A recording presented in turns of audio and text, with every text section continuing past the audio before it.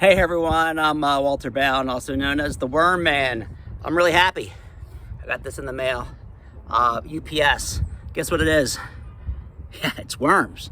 Like 250 red wigglers from Uncle Jim's worm farm. I'm here with my outside composter right here. So I just take all my leaves, compost them, take my banana peels, tea bags, coffee grounds, potatoes, whatever, just no eggs, no dairy, no meat. That's awful, maggots. And then, but these worms right here, they're dormant. I'm gonna hydrate them.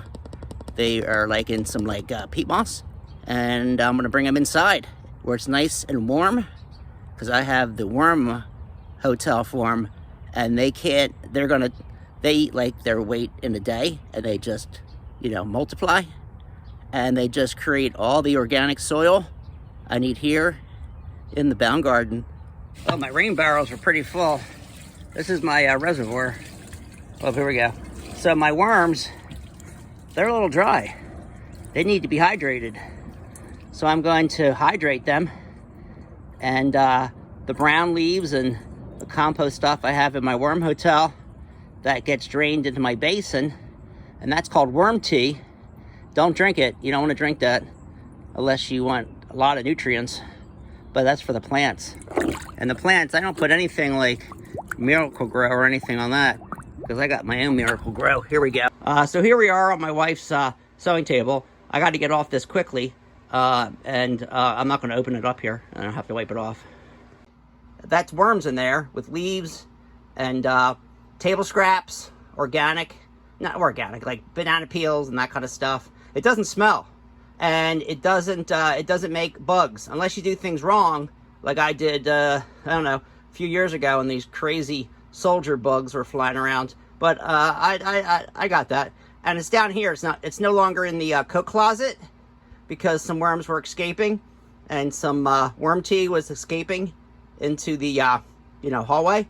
And my wife, was a little like, honey, can you do something with your worms, because it's kind of disgusting. I'm like, oh yeah, babe, I'll move them downstairs into the basement. Believe it or not, there's 250 red wigglers in there. They're scrawny, they're hungry, they're dormant, and they kind of look dead, but don't worry about it.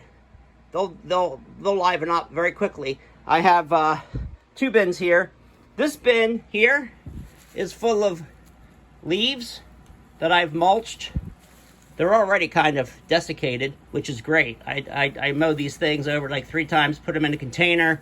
They're already nice and moist. This here, down here, this is pretty much, this is almost ready to roll outside and use as a like a soil additive. And as I dump the bag of the worms and like the moss, and you can see, I'm like, oh my goodness, we've been dormant. And as soon as you get these delivered, you want to do something with them. You don't want them to be outside.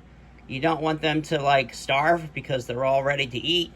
And you can get them on Amazon, but I think Uncle Jim's does a really good job. There's other companies there too, and there's always coupons. So let me hydrate these babies. You can see what they're doing. They're like getting frisky. Oh, there we go. There we go, worms.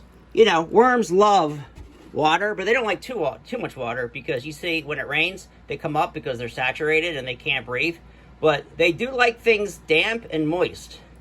Okay, you don't want your worm compost too wet, and you don't want it too dry. You want it just right. Like, it's kind of hard to say in the dark here, but I put the worms, and then I put that other one on top.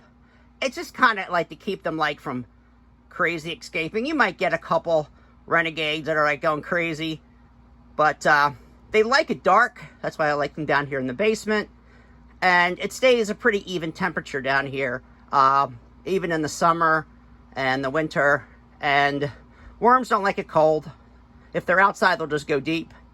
And they don't really like it too hot either. So just keep them hydrated, and make sure you clean the base, if you have one of these worm hotels. I call it a worm hotel. It's whatever. I think it's kind of cool with different layers.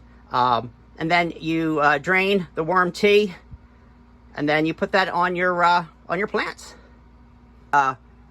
This stuff sells for like $12 at Costco or Whole Foods, and I get so much, hundreds and hundreds of dollars worth of compost. That's all, that's pretty much like, think of the carbon footprint, trucks delivering that stuff.